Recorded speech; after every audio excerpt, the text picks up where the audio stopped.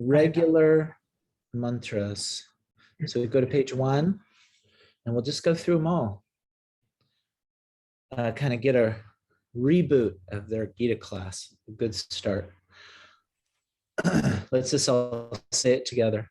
Om Jnana Timarandasya Jnananjana Salakaya Chakshur Unmilitam Yena Tasmai Shri Guruve Namaha Shri Chaitanya Manobhistam Stapitam Yena Bhutale Swayam Rupa Kadamhayam Dadati Swaparantikam Vandeham Shri Guru Shri Yuta Parakamalam Shri Gurun Vaishnavamscha Shri Rupam Sagrajatam Sahagana Raganatam Vitam Tam Sajivam Sadvaitam Sabadutam Parijana Sahitam Krishna Chaitanya Devam Shri Radha Krishna Padan Sahagana Lalita Shri Vishakam Vitamscha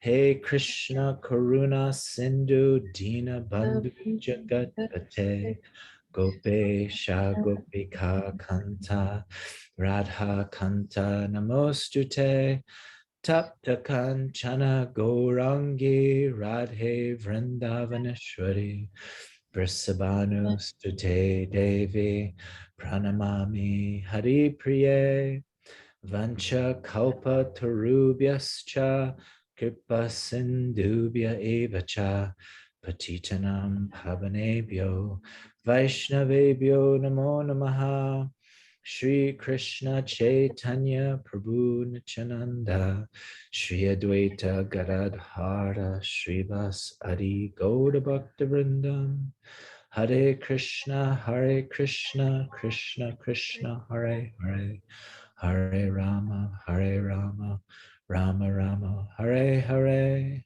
Om Namo Bhagavate Vasudevaya Om Namo Bhagavate Vasudevaya Om Namo Bhagavate Vasudevaya. Jai Har Bol.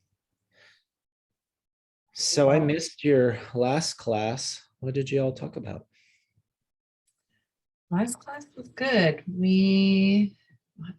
It feels like forever ago because it was.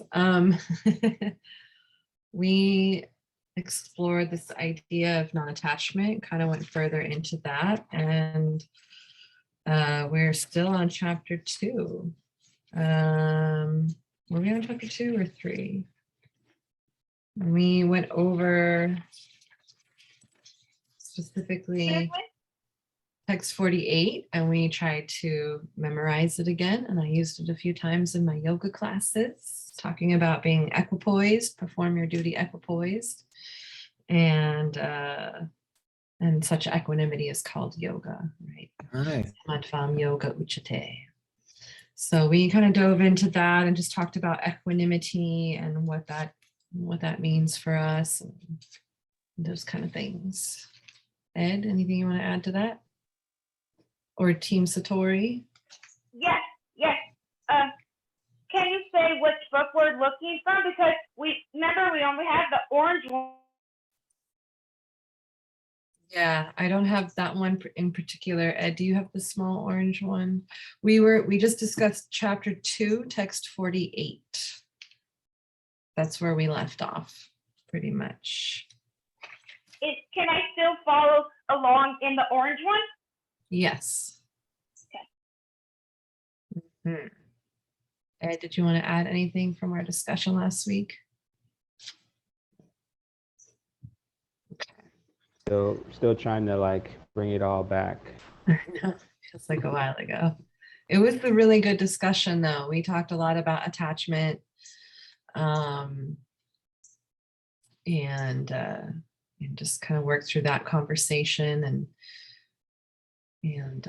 what it means to be equipoised and to be centered and still do the things that, you still got to go through the things and show up to the stuff of life, But and then we went over the verse in Sanskrit a few times and attempted to implant it in the memory there. Yoga Staha Kudu Harmony. I remember that part. Nice. Very nice. Maybe we should go over it a few more times. I don't know if you guys are tired of that verse and you want to move on. I do have, I have been kind of not stuck, but meditating on this verse and this word Samatvam for a while. And Hridayananda Maharaj in his book goes on and gives kind of a pretty medium-sized discussion on the word Samatvam and where Krishna uses the word Samatvam and the word Sama 1, 2, 3, 4, 5, 6, 7, 8, 9, 10 times. And then he also uses the word Tulya, which is a synonym of Samatvam, a few more times. So it's been something I was thinking about. I don't know if we want to review the verse. What would you like to do, Dharma? Ed, Jenna, TS, what's your thoughts? I could read a little bit from here. With continuing to work on the verse and, chanting it in more old school style, diving into the, Okay. Can you do the screen sharing? Yes. And TS is asking about what is equipoised. So it's equipoised. I'll type the word in there for you in a minute.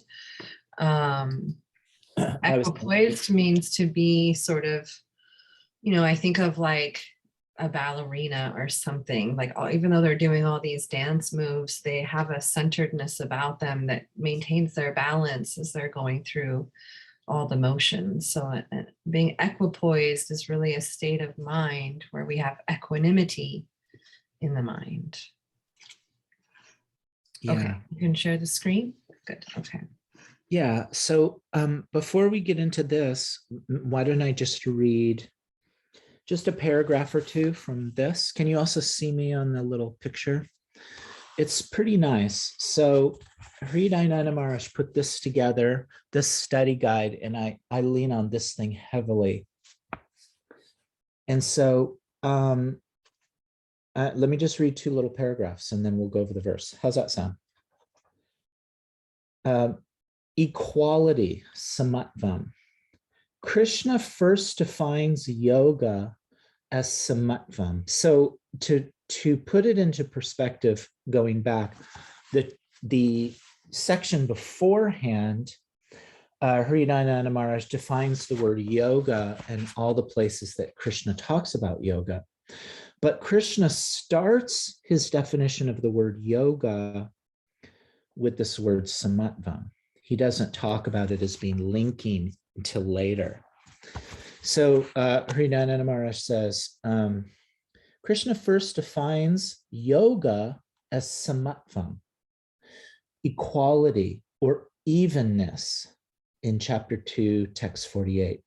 A stoic state of consciousness in which one staunchly stays aloof from mundane attraction and aversion. And then he has a footnote here.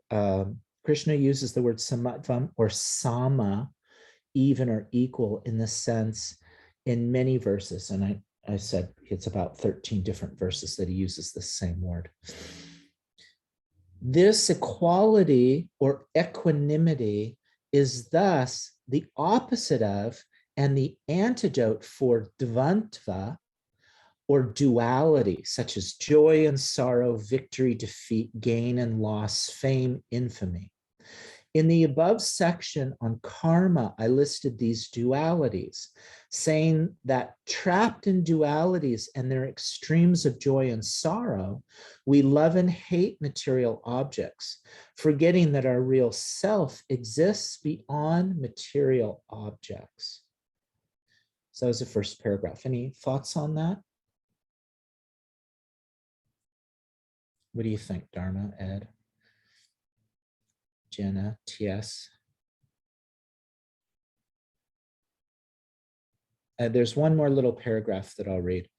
Krishna explains that a true yogi can tolerate mundane dualities of pleasing and displeasing objects and situations because they are all outside, intrinsic to, and ultimately separate from the pure soul. The yogi focuses within. And then he goes on to explain the difference between without and within. But I didn't want to get into that. So what's our thoughts right now on Samatvam, equanimity, and the concept that it's on the outside, but the yogi focuses within. And so that's what makes this, like, instead of saying, I'm into happiness and not into distress, the yogi says, I'm not focused on any of it. I'm only focused on the inside. For me, it just reiterates this concept of we can't control what's outside of us, but yet we are going to go through it. We're going to be engaged. The world engages us. We engage with the world, and things are going to happen.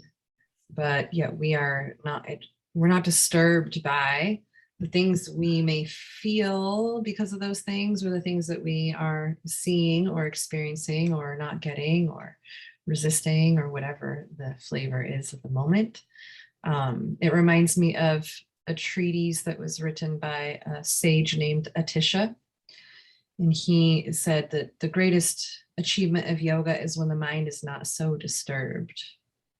And so this makes me think of that too. And I've been listening to a lot of Abraham Hicks lately. And as I'm listening to it, I'm trying to like also balance it with all this other stuff that I'm, been studying, and this non-attachment and trying to find the connection in the two. And I don't know if you're familiar, Jagai, with Abraham Hicks, but it's a lot about sort of understanding the law of attraction, and just really like how we're vibrating and what we're tuned into, and how that radiates out and contributes to what we experience in the world. And so to me, it just yesterday I was thinking, that's it. It's like, it is always coming back to that source that is beyond everything that we see here, and finding our happiness in that, and choosing to find happiness inward in connection with that source. And it doesn't mean that we're not going to feel things and experience stuff that happens in life, but we stay centered. We don't get thrown off of center because, things are happening and we're feeling what we're feeling. That is the achievement of that Samatvam. Nice. That's it. T.S. got a question. Yeah, TS. It's not a question. So we know about Abraham Hicks. We're in a study group of Abraham Hicks, and we know about that. Just wanted to connect about that, and then also, about the verse that Jagai said. It's like, this is what I thought of. If you're getting so caught up in worldly stuff and whatever else the verse says, it's kind of like the ego is putting a spell on you. Maybe the ego or your brain, which is connected to the ego, maybe it's putting a spell on you. Like, also, we're watching a lot of documentaries about Charles Manson, and that was a lot of brainwashing. Now, just hear me through. I'm not getting scary, okay? I promise. But in Charles Manson, there was a lot of brainwashing, and I realized that brainwashing can happen without even you having somebody that you're following, like Charles Manson or something. You can get brainwashed by your own self, by your own ego, by whatever thoughts are going through your brain, and then you're not tapped into your realness of your spirit. And I think that's what the verse is meaning. That's what came through for me. think that is an excellent point. Yeah. Being brainwashed by your own Yeah. ego. And, the ego is sort of the caster of that veil of Maya. The ego is what keeps us in separation and, or in that illusion of separation through Maya. So super valid point and very beautifully said. Very nice. Very nice. TS has always got some beautiful things to add. So Hashtag don't brainwash yourself. don't self-brainwash.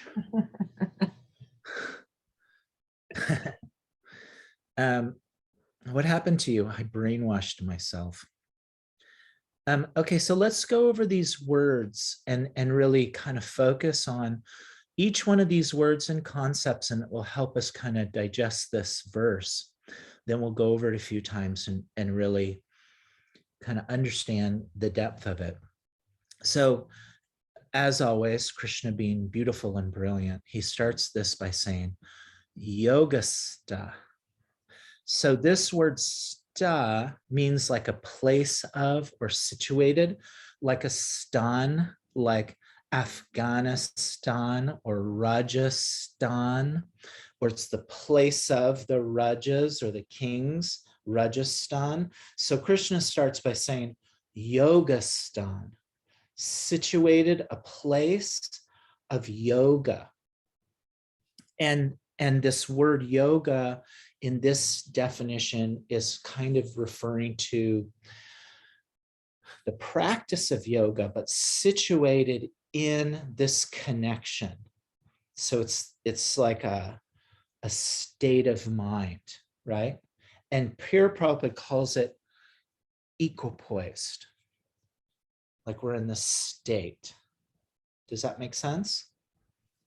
I feel like it, you could also liken it to situated. Yeah. Like you're and then that brings us to the word asana, right? Asana means seat. Yeah. Mm-hmm. And this actually reminds me a little bit of sthiram, right? Like to be steady, sthira, steady. Yeah. Mm-hmm. There's a connection in the word there, but yeah, to be just situated in that space. Yeah. And you'll see throughout the Gita, this word sta is used a lot to refer to being situated. And so then the next part here is kuru karmani. So this word kuru is not referring to the Kuru dynasty, but means, and Prabhupada here has perform, but it's more of like a little bit more of like with an exclamation point. Like if you put an exclamation point here and said, do your duties, like do them, do your work. So you have a juxtaposition here where it says being situated in yoga or situated, do work, do things, do your actions. Where you may think, and Arjuna will later in the next verse, he'll say in the next chapter, he'll say to Krishna, I'm confused because you think, I'm situated in yoga. I don't need to do work. But Krishna is saying, while situated in yoga, kuru karmani, do work. And so this kuru is the same as this word kra, which is the essence of this word karma. And you'll see that the word karma or krita or kuru, it means to, like ahankara, means to do some action, some work. And then people will consider the word karma to mean a reaction. And it does mean that in some ways, but the real essence of the word karma means to do some work based on your dharma or your qualities. Krishna defines these words a little bit more clearly than we're used to. We've kind of redefined them. But Krishna calls dharma your qualities and karma your work. So a dharma for like a warrior would be kind of agitated and strong and passionate. That would be their dharma. And then their karma would be to fight. So here Krishna is saying, situated in yoga, do your work, kind of with an exclamation point. So what's your thoughts on that?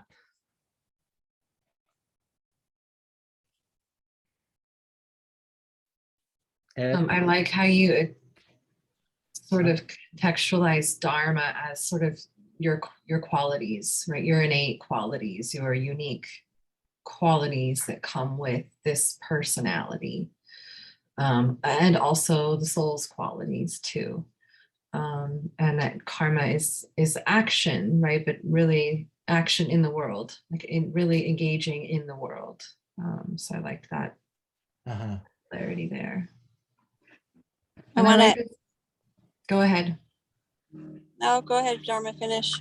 And I just appreciate verses like these that remind me, at least, that not only is it okay to be engaged in the world that I'm living in, but that's what Krishna wants me to do, to engage, to use my qualities and my special whatever uniqueness to engage in the world, that I don't have to just be this recluse and renounce everything.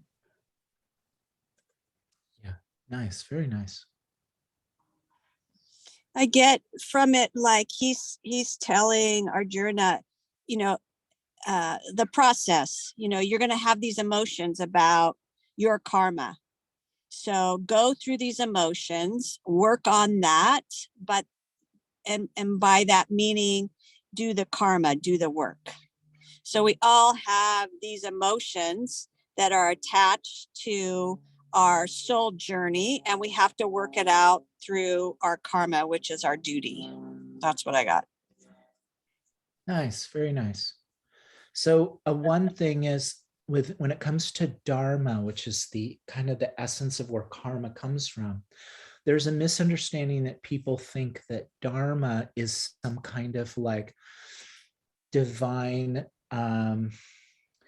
like plan or path for you. Like, this is my mission in life, my dharma, my duty.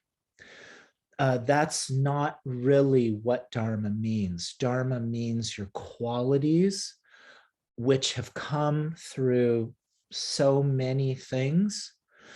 And those qualities you can't give up. Like, for example, here I am sitting here, 53-year-old guy, been part of this Hare Krishna thing for nearly 40 years, doing Bhagavad Gita. What if I told you, I'm not doing Bhagavad Gita anymore? I'm going to go and I'm going to take up ballet. And that's my new mission in life. As it is, everybody smiles. Why? Because physically, We'd love to see you doing ballet. Right? It's funny because it doesn't fit my dharma. It doesn't fit. It's funny. It's not my dharma, my qualities of who I am. So it's like Arjuna said, I know I'm a warrior, but I want to go take ballet. And Krishna's saying, no, that's not who you are. That's not your qualities. As I'm seeing how you act and your interests and your desires and your personality. And from that comes work. So Dharma is not like the universe has a plan for me. No, it's your personality and how does that react with the elements in the world, and that becomes your work. Does that make sense? Yeah, I think, there have been enough sort of ancient wisdom traditions that have laid out sort of what we understand as constitutions. We all have these unique constitutions to us that kind of, we have our samskaras that bring in these certain personality traits and qualities. And so, that's a really clear example, like picturing you doing ballet. Not that you couldn't do it, you could totally do it, and we would all support you and think it was awesome if you wanted to try that. But understanding that, although it may be possible you could do it, it isn't what you were designed necessarily to do. It's not part of what you came in with to experience necessarily that serves, you know, you as an individual and what you were meant to experience here and what you were meant to contribute to the world. Yes, you got something to say? So there's like two parts of it, to karma and dharma. So karma, I liked how when Jenna said it's your duty. So karma is like your duty of things that you need to do, that you're given to work through in your life.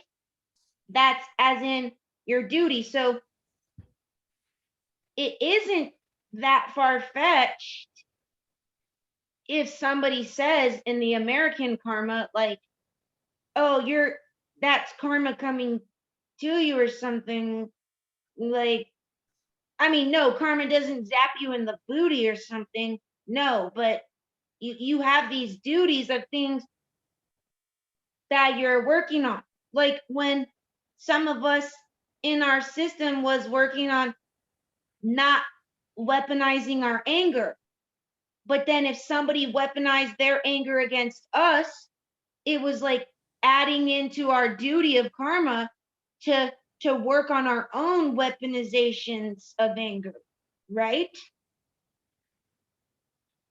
Okay. Let's And what? let's bring it back just a bit. So think of the two differences. One is a quality of something, and those qualities produce an action. For example, there's a big old furry animal. It's 300 pounds. It's got claws. It's got teeth, and it's roaring. You can look at those qualities and you can assume quite clearly that there will be action from those qualities. You wouldn't expect it to act like a bunny or a parrot. You would think it's going to act like a bear. And it will bite you and rip you up and eat you. So there's qualities, and then there's like reaction from the qualities. And that's the karma from the Dharma. Well, that was really great. And just to tie it into what you were saying about the brainwashing, when we say like it's a dharmic qualities to be a certain way, there's the dharmic qualities that we have that are our inherent sort of spiritual natured qualities. And then there is also the nature of the mind and the ego. And so when we're not in alignment with our dharmic qualities, those higher vibrational qualities, then we get into those lower vibrational qualities. And then that's what creates that karmic reaction, right? Those certain qualities will give rise to an action, as Jagai was saying. And so whether your quality is more of a sattvic nature, more of a pure or mode of goodness nature, or if it's a passionate nature, rajasic nature, or if it's a tamasic, ignorant, lethargic nature, that nature is going to give rise to action, right? To propelling other actions. Yeah. Perfect. Like if you looked on the wall right here, and there was a massive black spider with a big red triangle on its butt. But I would look at it, and immediately I would have an assumption of its action. It's going to jump on me and bite me. By its qualities, I can assume a certain type of action that I react to. If you go and you're walking through the forest and you see a person in a very serene state, maybe they have a nice beard and they have some dreads and they've got some incense and they're chanting Om, Om, Om, Om. You can look at their qualities and you can assume some action. Now, you don't know the depths of it. It's just an example. So that's the Dharma to the karma. So I have qualities from my body, from my desires, from my ego, from my mind, from my upbringing, from my environment, and all those qualities create a set of actions. Why Krishna is talking about this is because Arjuna, because of his body, because of his mind, because of his upbringing, because of his environment, he has a set of duties, karma, but he wants to not do them. So Krishna is saying, be situated in yoga, but still you've got to do your actions. That's your karma from your Dharma. Whatever your Dharma is, you still have to do your actions. Does that make sense? Yeah, all of this is really, really helping me. And the final thing is with the Dharma, how do you know everyone doesn't have the same dharmas? No. And how do you know if it's a real, like when you said the example of yoga, or not yoga, when you said the example of quitting all of this path of yours and then going to ballet, how does somebody know what is really their dharma and what's not?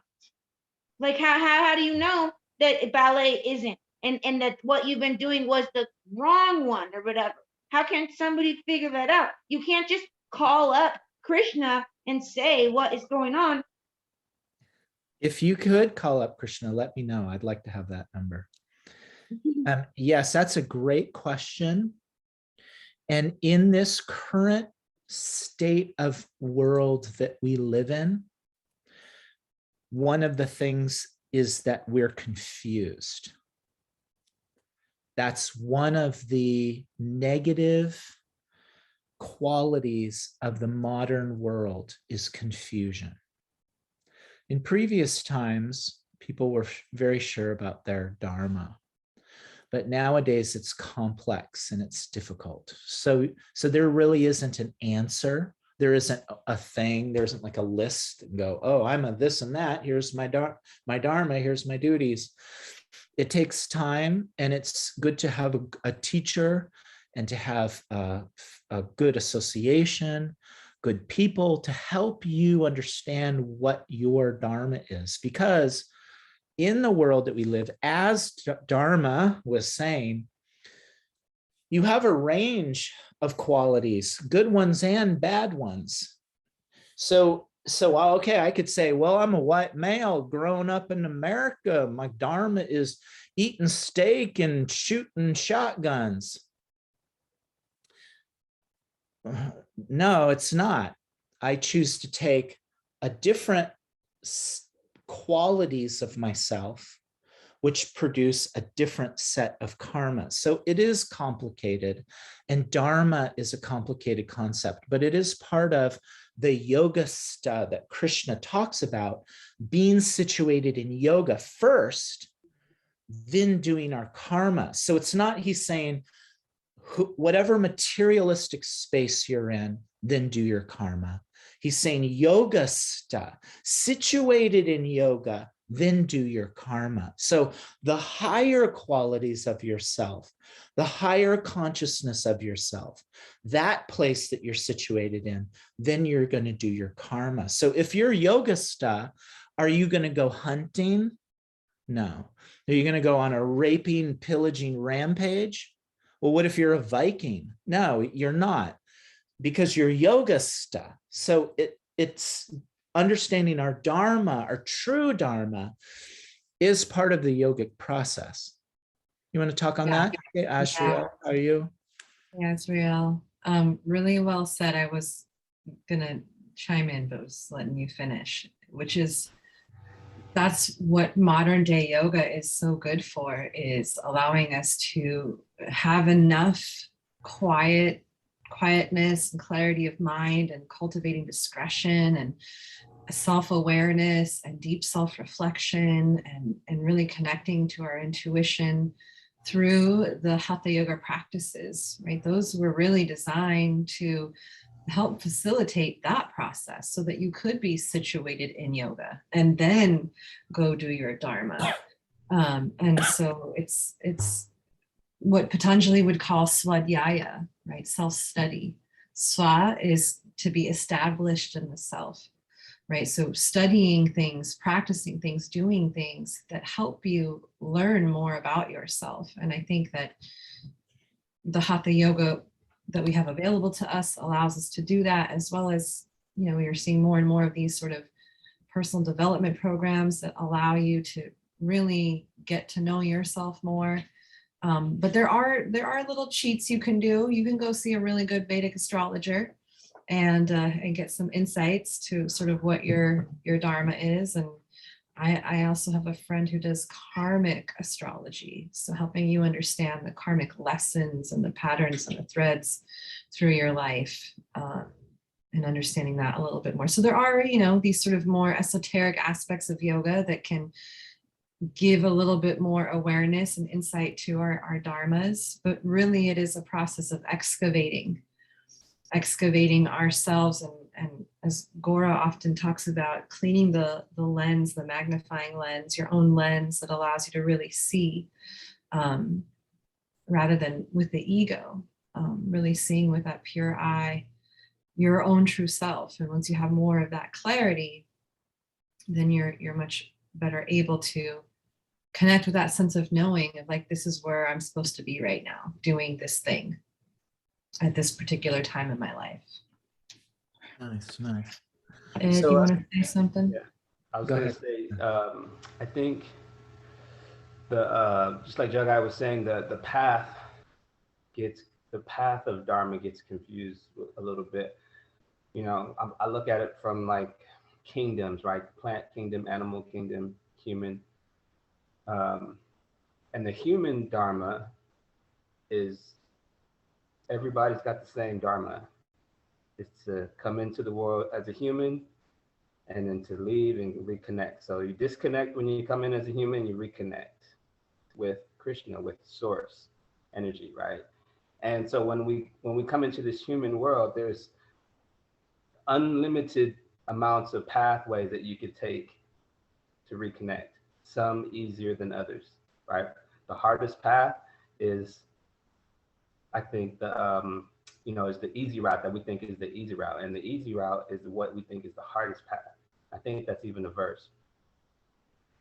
So it had me thinking about like this word equipoised, and I've been just kind of stuck on that a little bit also right now. And then because one of the definitions of it was equal distribution of weight. And so like, you know, when we come into the world, we're kind of like at that equal point where everything is contracted. And then as we develop and unfold, we start dispersing. We disperse our thoughts, we disperse our words, we disperse our physical energy. And the idea is to not let the things that the unfolding of life, let's say, for example, like an addiction, right? You distribute all your energy into, for me, it was distributing all my energy to alcohol and to the effects of it and to that lifestyle. And so as I was distributing all my energy unequally in that direction, you know, it created, right, karmas and things to, and reactions that had to, you know, continuously live through with that. But when we choose the path, whatever path we choose, you know, even like if, you know, whatever path we choose, it's, I feel like it's still this, it's path that there's work. That word karmani had was making me think of the verse 437, but it's in here it uses kudu karmani. In the verse it uses sarva karmani in 437. But karmani is also a bunch of other places in the Gita, but the one that I was referring to is in 4.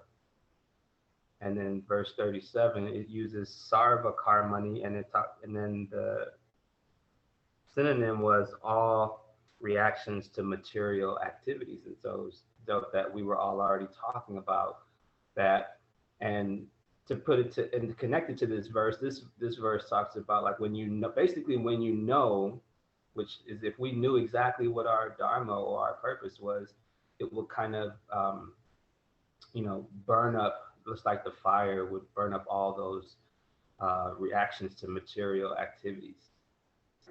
I think part of my frustration right now with life is, you know, uh, I go through something, not sure why I'm going through it. So then I have to go through all these different like phases of liking it, not liking it, understanding it, not understanding it, being frustrated with it, and then eventually reconnect because of association and because of reading, reconnect with, oh, this is part of a bigger picture. And, you know, the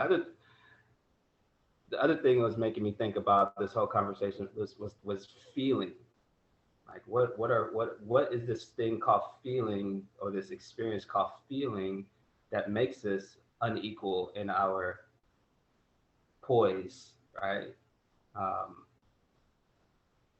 so that was just that question of like feeling and sensation and the soul. And then the feeling is really when something connects with this nervous system that we have in our bodies. It makes it does something to us. But that end part there was just kind of random and not very well thought out.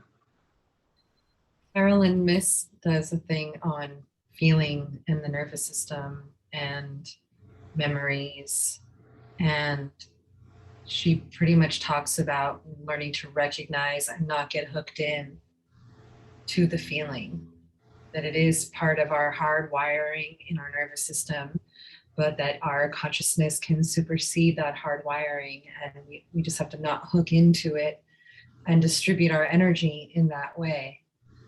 So I really liked that you brought that definition in of like equal distribution of weight.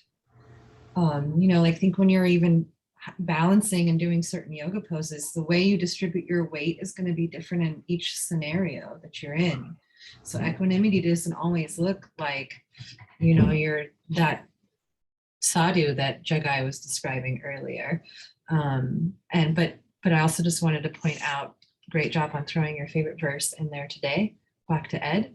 And what you were talking about, I think alluding to, is we all have a sva dharma, like the ultimate dharma, which is that connection, that true yoga-ing with our source and our creator, and service to that creator. So there's that sva dharma, the ultimate dharma that we all have. And then within the life experience, we all have these different dharmas, that play out, that some are naturally ingrained with us and some just depend on our societal circumstances and our positions. Like if you enroll to be a student, then your dharma is that you're a student, and the karma is that you go to school. And your sort of societal dharmas will change throughout the seasons of your life as well. So they're not always as fixed as we think they are. But then there is that ultimate sva dharma. Jagai, thoughts, or anyone else? Jenna, I'm glad you're still here. Thanks for hanging on. It's good to have you today. We have one for Ed. Go for it. Go ahead, TS. So when you said,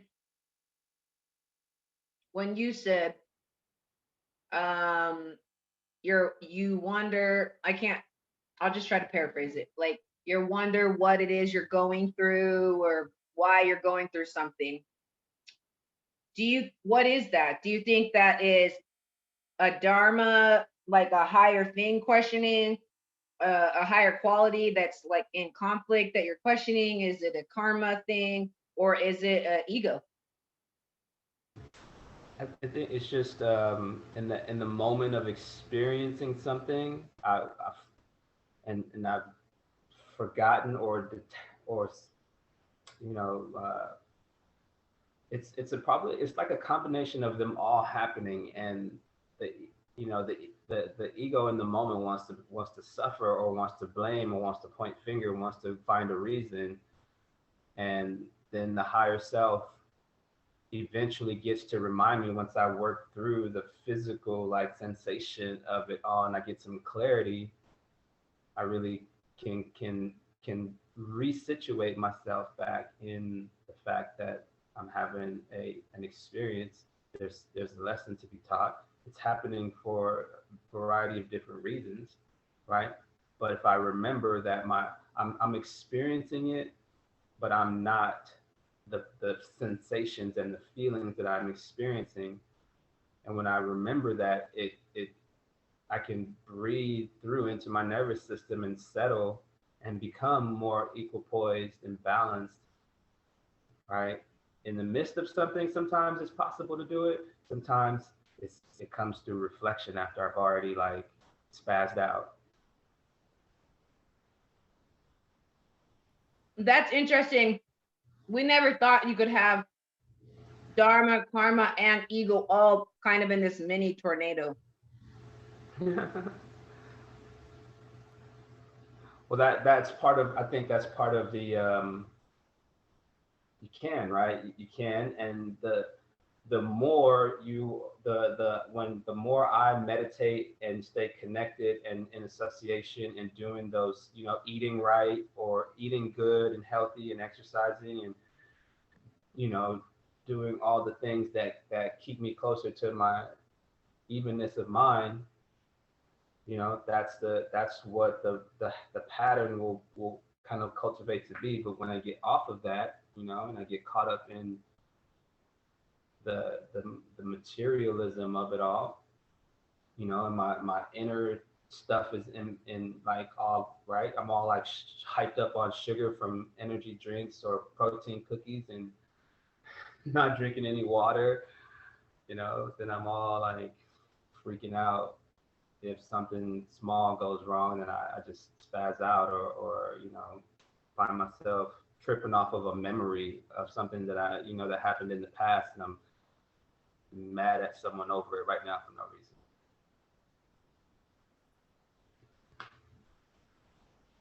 Nice. Thank you, guys.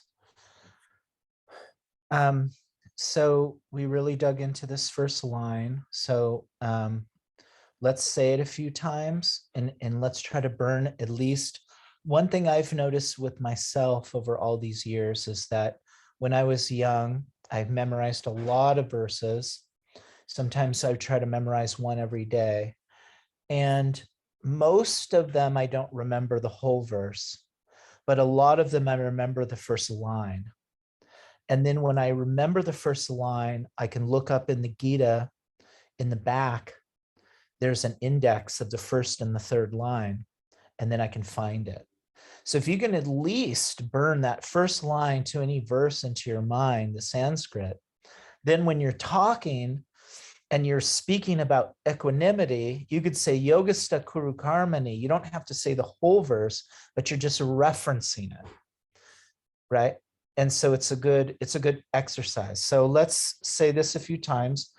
And Ashriel, who came in a little bit late, Kurus Yogastha means to be situated in yoga, like a Rajasthan or a place of something. So it's like the place of yoga or equanimity. And Kuru means to do with an exclamation point, your work. So situated, equipoised, do your work. So Yogastha Kuru Karmani. That means you guys say it. Yogastha Kuru Karmani. Yogastha Kuru Karmani. Yogastha Kuru Karmani. Yogastha Kuru Karmani. Yogastha Kuru Karmani. Yogastha Kuru Karmani. Yogastha Kuru Karmani. Okay, Ashriel, what is the first line to chapter 2, text 48 without looking? Close your eyes, it's on the screen. Okay, you know this one, we did it last time we had class. Situated in doing karma. Nice. That was English. What's the Sanskrit? Yogastaha kuru karmani. Wow, with Nice. great inflection too. What is it? TS, without looking? First line only.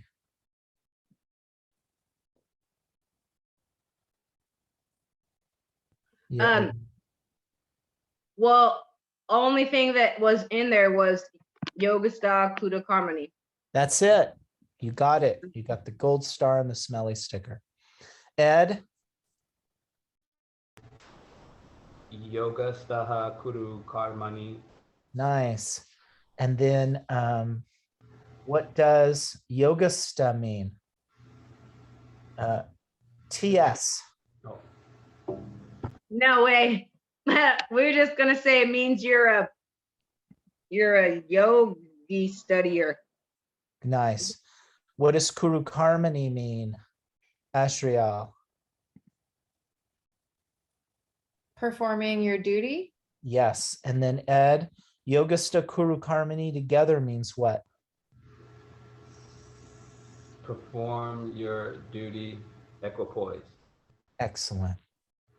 Okay, so then the next line is Sangam, which means like attachment or group together. Like when we say we're going to have a Sangha, means we're going to come together as a group. So we say Sangha, attachment, Tyaga, abandoning, giving up, attachment. So it's do your duty, giving up, attachment. And then what's nice about this, Krishna calls Arjuna Dhananjaya. Dhana means wealth, and one who's conquered or victorious over wealth. So if you're victorious over wealth, then you would definitely should be detached from it. Otherwise, if you're attached to it, wealth is victorious over you. Make sense? So Sangam Tyaktva Dhananjaya. Sangam Tyaktva Dhananjaya. Sangam Tyaktva Dhananjaya. Sangam Tyaktva Dhananjaya. This is the weird word. Tyaktva. Tyaktva. You can kind of split it right from the K and the T. Sangam Tyaktva Dhananjaya. Sangam Tyaktva Dhananjaya. Yogasta Kuru Karmani Sangam Tyaktva Dhananjaya. Yogastaha Kuru Karmani Sangam Tyaktva Dhananjaya. Yogasta Kuru Karmani Sangam Tyaktva Dhananjaya. Yogastaha Kuru Karmani Sangam Tyaktva Dhananjaya. Yogasta Kuru Karmani Sangam Tyaktva Dhananjaya. Yogasta Kuru Karmani Sangam Tyaktva Dhananjaya. Sangam Tyaktva Dhananjaya. Sangam Tyaktva Dhananjaya. Okay, Ashriel, lead us in a couple of chants. Just the first two lines. He's You can picking look on at it. you today. You can look at it, but you have to lead us at least three. Okay. Yogastaha kuru karmani sangam tyaktva dhananjaya. Yogasta Kuru Karmani Sangam Tyaktva Dhananjaya. Yogastaha kuru karmani sangam tyaktva dhananjaya. Yogasta Kuru Karmani Sangha Tyaktva Dhananjaya. Good. Good job. Yay. Okay, who can say these first two lines without looking? Dharma. Yogastaha Kuru Karmani Sangam Tyaktva Dhananjaya. Yay. Gold So star smelly. when we went over this verse initially, you said the dot under the H gave the sound of the previous vowel, but I don't hear you does. doing it today. So just want to make sure Because that I'm lazy. it's okay. Yogastaha. Okay, just making sure that I didn't learn that part incorrectly. Okay. Yeah. Yogastaha. Yep. I'm doing a bad job. Who else? Ed, can you say both of them without looking? Yoga staha kuru karmani sangam tyaktva dhananjaya. Nice. Ashriel, can you do it without looking? Yogastaha kuru karmani sangam tyaktva dhananjaya. Nice. TS, can you do it without looking? This isn't going to do it today. Not doing it today. Okay. They're just observing right now. Nice. So yogasta means equipoised. Kurukarmani means doing your duty. Tyaktva means abandoning. Sangam, your attachment. So abandoning your attachment, still do your duties, but while being situated in yoga. Nice, right? Then we have this great line, Siddha Asiddho. So have we heard of this term Siddha Yoga? Yeah. Siddhis, Siddha, sort of the mystical, like, you know, you get magical powers, or you begin to transcend the laws of nature. Right? You have siddhis, you have magic powers. So this is also called success, or like attaining something. So siddha means success. And then that little means not success. And then here Prabhupada calls bhutva becoming, but this bhutva is like the word buddha, which is also, instead of not just being intelligent, but a state, like a buddhi, like a place, like a mindset. So, and then sama, which comes from samatvam, which means equal. So being situated in a state of equality with success and failure. So this yoga stuff means that, but Krishna is really defining it here. He's telling him to like do your yoga, be situated in your yoga, go out and perform your duties, and be situated within yourself, and be having that equanimity in mind about what you're doing. It's like he's telling him, go do it, and this is how you do it. Mm-hmm. Go do it, and this is what it looks like. You're just, whether you succeed or you fail, like you're just all of it. I like this translation of the word becoming, bhutva, becoming, right? Because it is through going through the successes and the failures and learning more and more where equanimity is in that process, allows us to become more and more equipoised. Mm-hmm. In it. He's saying, go do that. That's called yoga. Just go. That's what yoga is. Go do it. Mm-hmm. Mm-hmm. Nice. Ed, you got something to say? No, I was just, thinking again about like, success and failure, like what is, I know I'm not asking like what is success and failure, like I don't know what it means, but it's just more like why success and failure are the words, Mm-hmm. Yeah. So if you're going to do your activities, do your work, right? This do, what does that mean? Do.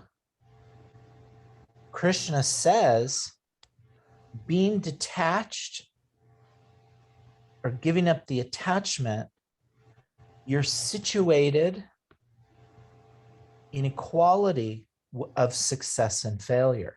Mm-hmm. That's what doing your work means. Well, and I doesn't look satisfied with that answer. I think where you were going and you could have went with is, when you do action, when you take an action, then the nature of karma is when there is an action, there's an equal and or opposite reaction, right? Like there's going to be a chain of consequences or sequence of events that follow that action, and it is seen as either moving in success or in failure, because that's the nature of our mind, to categorize it that way and to base value on it and to base our worth on it. That's the nature of our ego.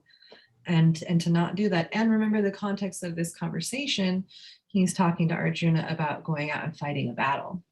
So he's like, don't worry about whether you win or lose, just go out there and do it.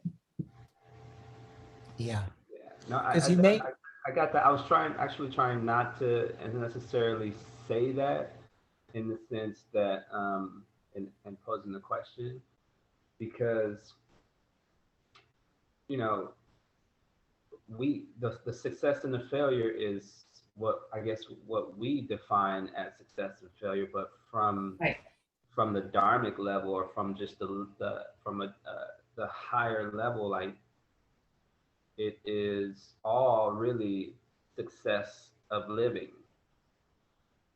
We just define it as a good or bad or right or wrong, sort of, to based on what we get, I guess what we get out of it, or what we want from the actions that we take. That's exactly it. That is part of how we are constructed to experience this world through the ego, is that we're trying to categorize things and understand things, and they're either in success or they're in failure, but we are forgetting that from the bigger picture is that it's all happening as it should, right? Like that tapestry that has got a beautiful woven pattern on the front, it totally makes sense, but you flip it over and it just looks like chaos and disorder by Azrael. And this makes me think too of the verse where he says, entitled to your work, you're entitled to your work, but not to the fruits of your work, right? And that kind of brings me back to even just the Abraham Hicks thing, where they're talking about we're here for the manifesting, and we're here for the doing, and not necessarily for the results that we get from the doing. But we get so caught up and hung up in what the result is that we're not allowing ourselves just to be on this journey that should be molding us and shaping us and forging us, because we're so fixed on, was this a success or a failure?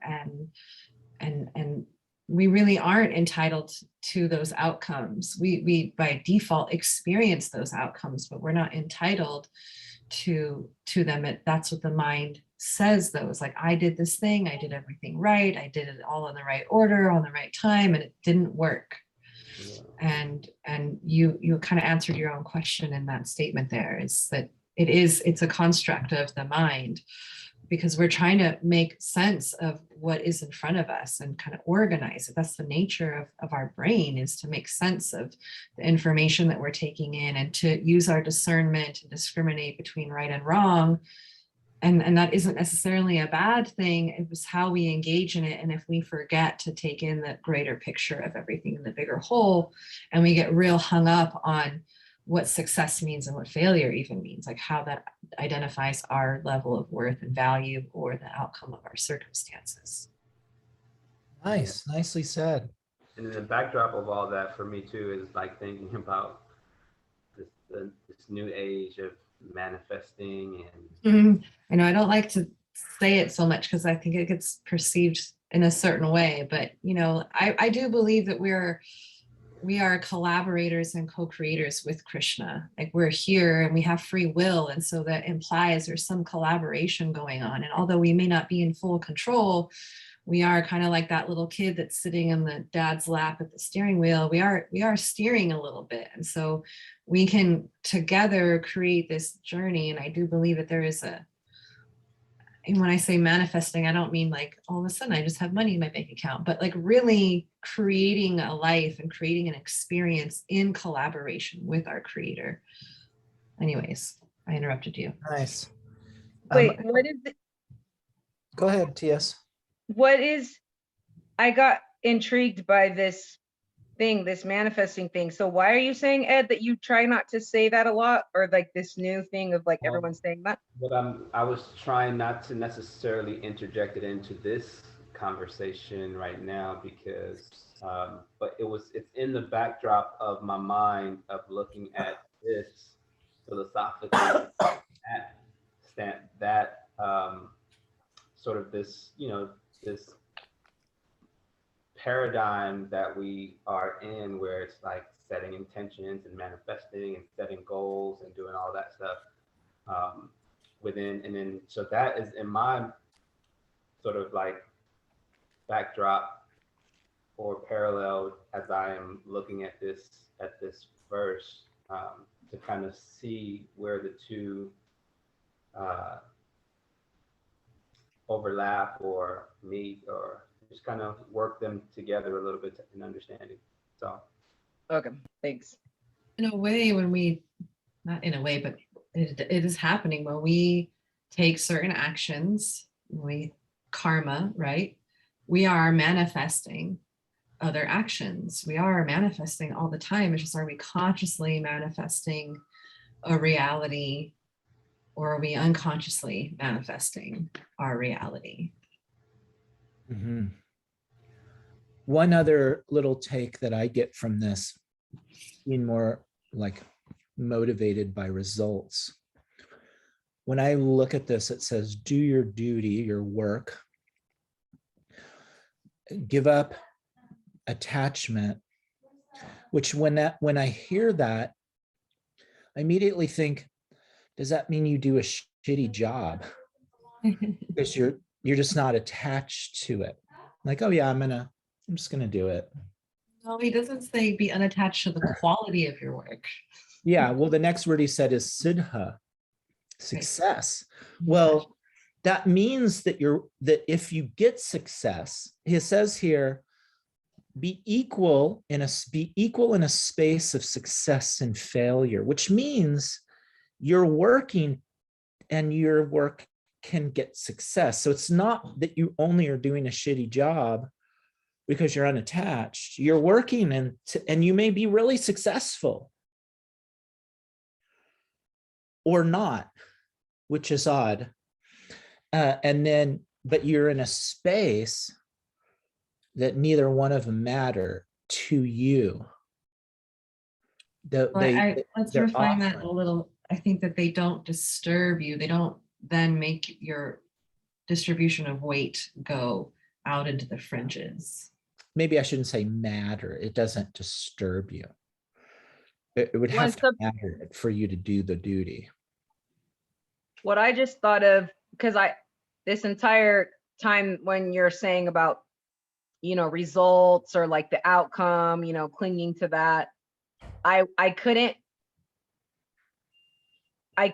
grasp, like, okay, well then how do you do something if you're not clinging to the outcome? But then after listening more to what you're all saying, I connected it to the concept in the Trevor Hall song, like not clinging to the highs or lows, just letting it move your soul. So is that, so that's it. So a high and a low could be good or bad, or like you got it or you didn't, or failed or not.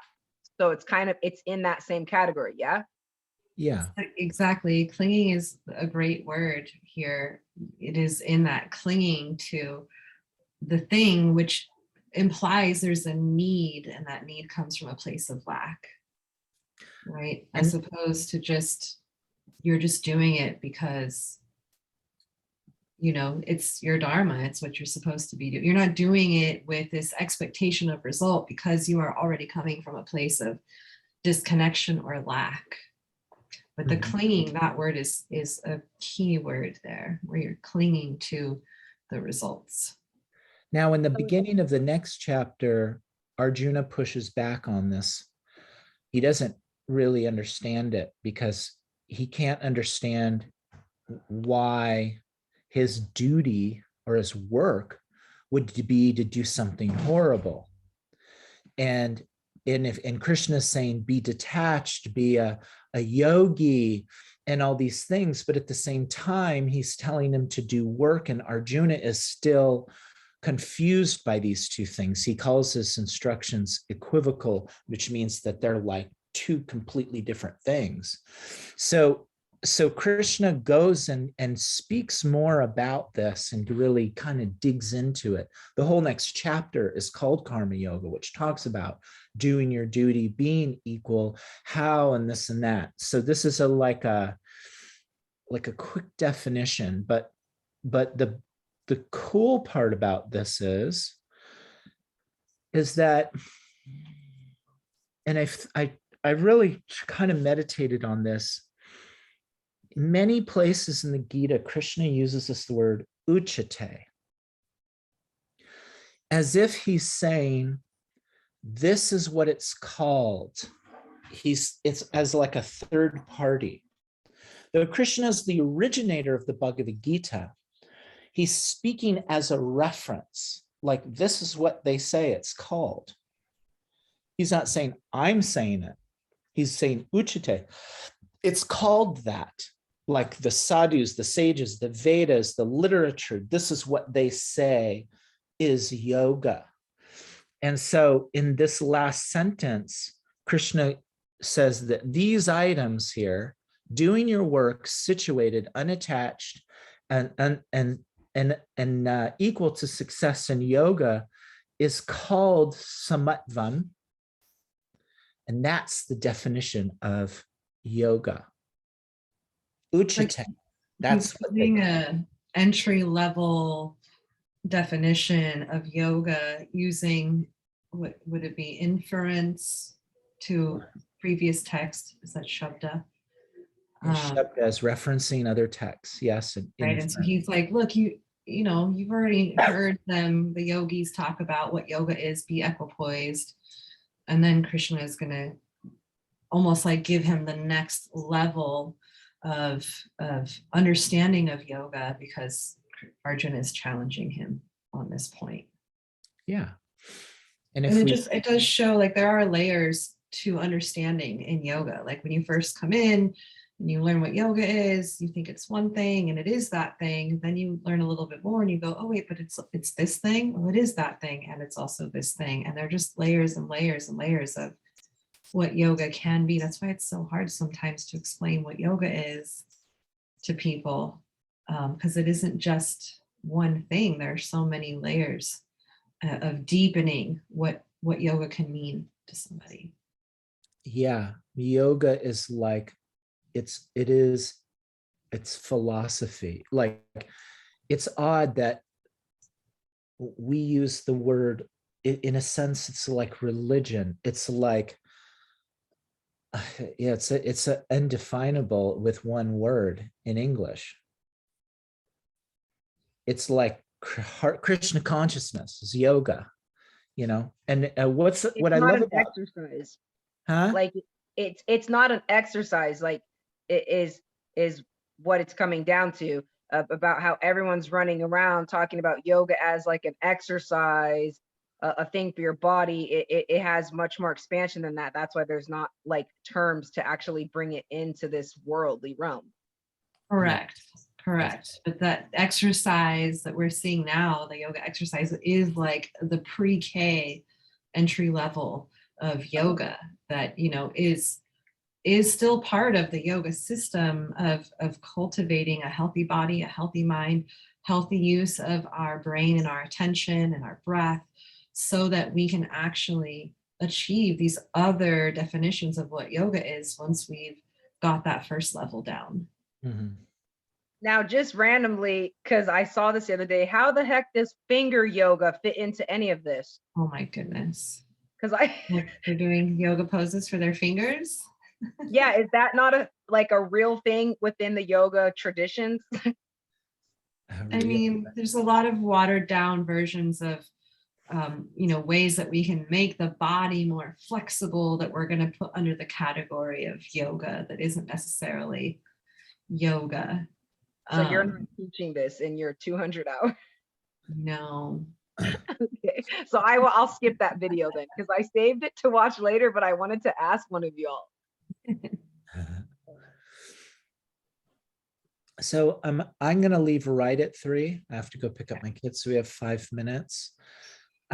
We didn't really dig into memorizing this too much, but I think we've gotten through it enough that we can move on to something else next class. I mean, we don't have to commit it to hard memory, but at least we know this first part, Yogasta Kuru Karmani, and that kind of triggers the whole idea. And we understand the word Samatvam, which we'll see comes up a lot in the Gita. Samatvam, and it's really Krishna's constant reference to this concept that he's bringing forward, and that's an equality and equanimity. Eventually, Krishna ties it to, because Arjuna keeps going and saying, yeah, but I kind of can't do that. And like my mind is kind of wild and it's like the wind and there's lust. And how do you control lust? Like Arjuna can't really say, why do you just say that? Like, where's the source of this equanimity? And then Krishna eventually says that by connecting to the Supreme through the self, these outside things, though we do them, we're not attached to them. We are param dristva navartante. We have a higher taste. So that's kind of the next big chunk that Krishna talks about, is being equal and situated, but how? By connecting to the divine through yoga, and then all the stuff becomes just whatever. Because we're internalized.